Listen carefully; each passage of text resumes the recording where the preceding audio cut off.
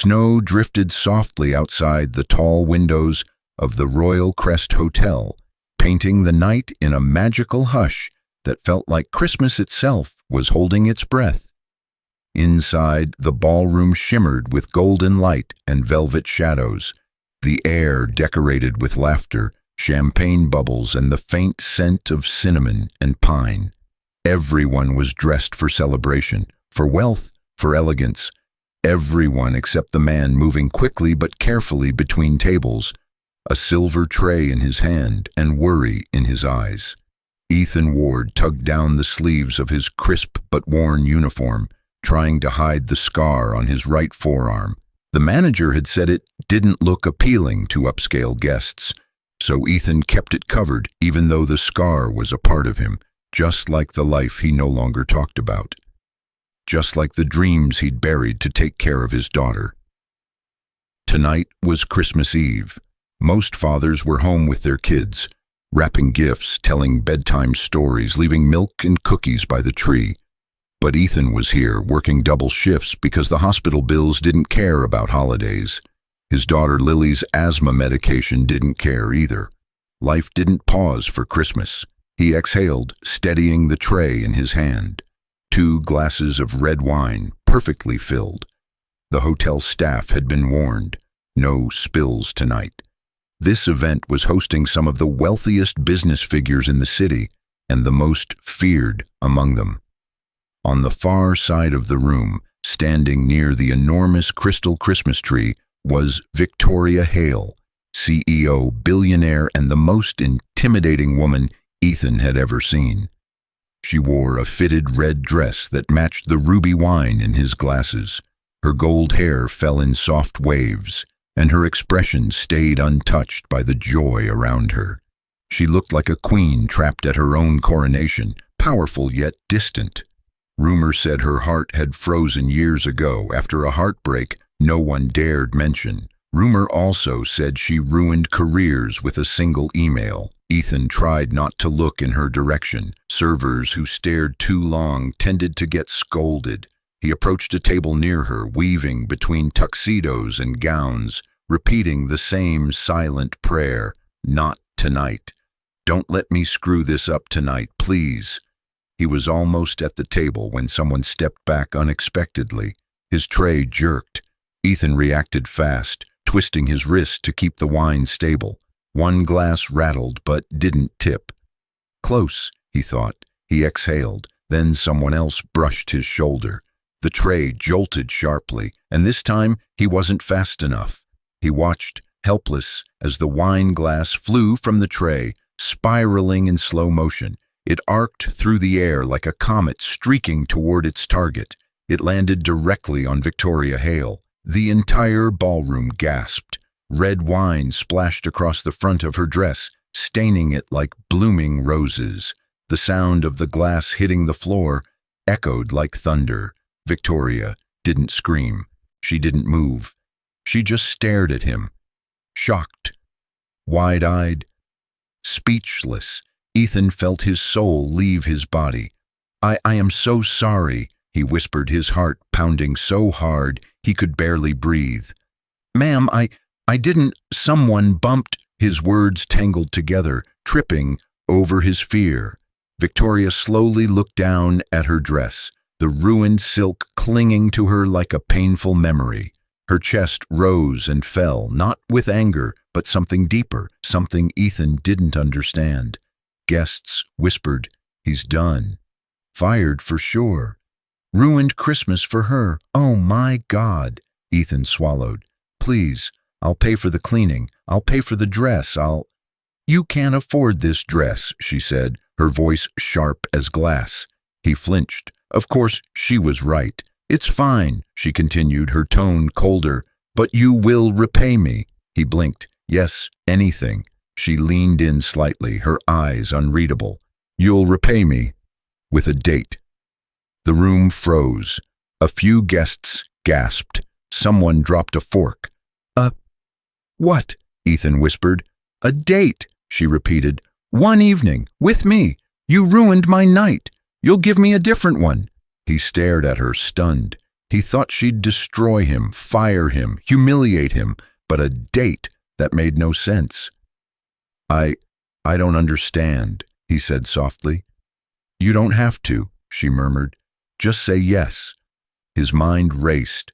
What was happening? Why would a CEO, a billionaire, ask a waiter on a date because of spilled wine? I'm a single dad, he blurted out, as if that explained everything. Something flickered in her expression.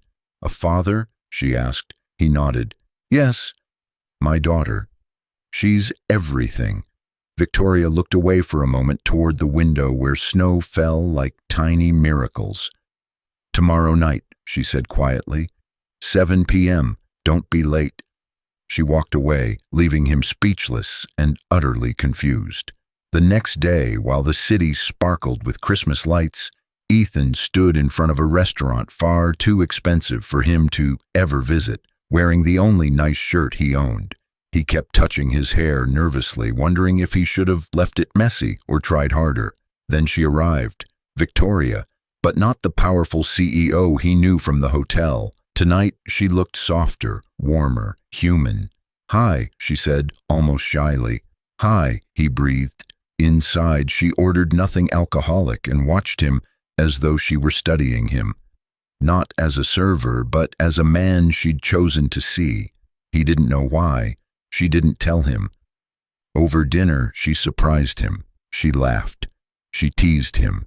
She listened, really listened, as he talked about Lily, about working 3 jobs, about the music he once played before life demanded he stop dreaming. You were a musician? She asked gently. He nodded, embarrassed. Piano. I used to write melodies, but that feels like a lifetime ago. Why did you stop? My daughter needed me more than my music did. Victoria looked at him with an expression he couldn't read. Tenderness, admiration, sadness. My first love was a pianist, she said quietly. He wrote me a song once. What happened? Ethan asked softly. Her eyes filled with something like pain. He died in an accident. Since then, I haven't listened to a piano piece without feeling like I'm breaking inside. Ethan exhaled. I'm sorry. She smiled sadly. It was a long time ago, but last night, when you spilled that wine, it jolted me back to reality. I realized how numb I'd become, how routine my life had grown. Maybe I needed something messy, something unexpected. He held her gaze. You chose me? I did, she whispered. After dinner, they walked outside into the swirling snow. The world felt quiet, close, magical. Come with me, she said suddenly. Before he could protest, she led him down the street to a small, dimly lit lounge with a piano on a raised platform. She looked at him. Play something. He froze. I haven't played in years. You still can, she said softly. He hesitated. His hands trembled, his breath shook. But when he sat at the piano, his fingers remembered. He touched the keys, and the music rose. Victoria inhaled sharply. The melody, though unfamiliar, wrapped around her like a memory she'd forgotten how to feel. It wasn't her first love song, and yet something inside her cracked open. Ethan wasn't playing notes. He was pouring his soul into every keystroke, his struggles, his fears, his devotion to Lily, his unexpected connection to the woman standing before him. When he finished, Victoria's eyes glistened. How do you know this? She whispered. I don't, he said. I just played what I felt. She stepped closer, very close. I felt it too, she murmured. Snow drifted through the doorway behind them, swirling like tiny blessings. She reached up gently, touching his cheek. Ethan, she whispered. He didn't move. He didn't breathe. And then she kissed him, slowly, tenderly, like a woman who hadn't let herself feel anything real in years. Over the next weeks, they saw each other again and again. Victoria met Lily, who adored her instantly.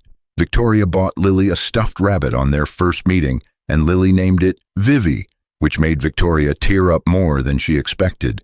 Ethan found himself smiling more. Victoria found herself healing. People whispered about them, a CEO and a waiter, a billionaire and a single dad. Two worlds that shouldn't have collided, but did. And somehow, it worked.